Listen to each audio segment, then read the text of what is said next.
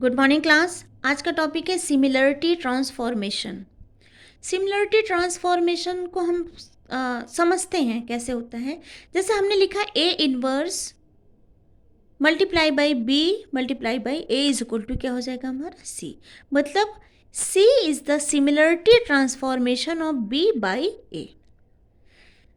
इसका मतलब क्या हुआ कि जो C is conjugate of B and B is also conjugate with C, so B and C are conjugate with each other.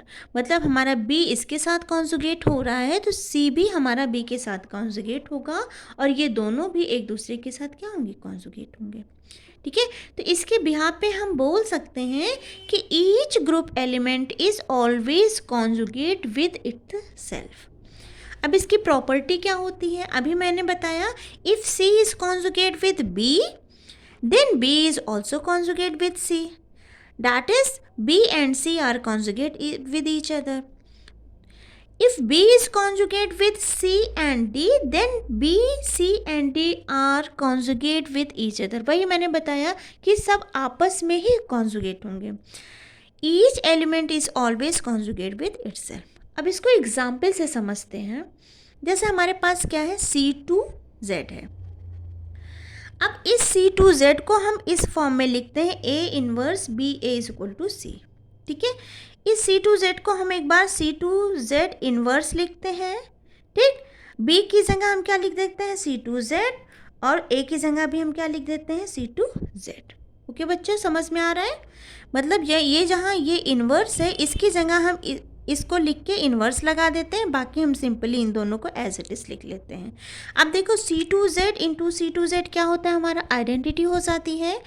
और C2Z इन्वर्स को जब हम मल्टीप्लाई करेंगे तो हमारा क्या हो जाएगा, C2Z। तो इसका जो आंसर निकल के आएगा वो हमारा क्या हो जाएगा, C2Z।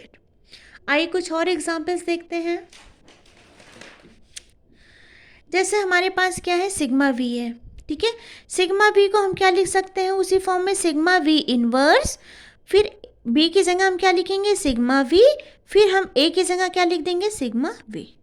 ओके बच्चा, अब देखो इन दोनों को जब हम मल्टीप्लाई करेंगे तो ये क्या आ जाएगा, आइडेंटिटी, और आइडेंटिटी को जब हम इससे मल्टीप्लाई करेंगे तो हमारा क्या आ जाएगा, सिग्मा वी। ऐसे हम देखते हैं C31 को हम उसी फॉर्म में लिखते हैं C31 इनवर्स, फिर C31 इंटू C31, इन दोनों को मल्टीप्लाई किया तो क्या आ गया, आइडेंटिटी आ गई। ठीक है, या फिर हम इसको ऐसे भी लिखते हैं C32 आ गया। ठीक है, अब इसको जब आपस में मल्टीप्लाई करेंगे, इसको देखो ओवरऑल जब हम इसको मल्टीप्लाई करेंगे तो हमारा जो आंसर निकल के आएगा वो आएगा C31। ओके बेटा, इन दोनों को मल्टीप्लाई करो, आइडेंटिटी आ जाएगी, आइडेंटिटी को इनवर्स से मल्टीप्लाई करोगे तो क्या आ जाएगा, हमारा C31 आ जाएगा। तो इस यहाँ पे हम एक कंक्लूजन निकाल सकते हैं कि A inverse B A is equal to C। If A and B are commute, then B A is equal to AB। या फिर हम इसको लिख सकते हैं A inverse B A is equal to A inverse AB। Okay, या फिर हम इसको लिख सकते हैं तो हम इसको लिख सकते हैं A inverse B A is equal to B। That is B and C are same. मतलब यहाँ पे क्या है, B और C क्या हमारे हो जाएंगे, सेम हो जाएंगे। ऐसे ही if A and B are not commute, अगर ये आपस में कम्यूट नहीं हो रहे हैं तो A inverse B are not commute with A inverse AB, so B कभी भी C के इक्वल नहीं होगा। आई होप आपको ये समझ में आ रहा होगा। अभी मैं और एग्जाम्पल से इसको समझाने की कोशिश करती हूँ।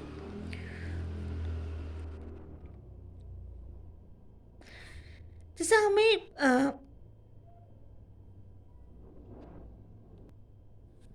इसको हम और भी एग्जाम्पल से समझते हैं। इसका मेन यूज़ होता है ग्रुप सेपरेशन में।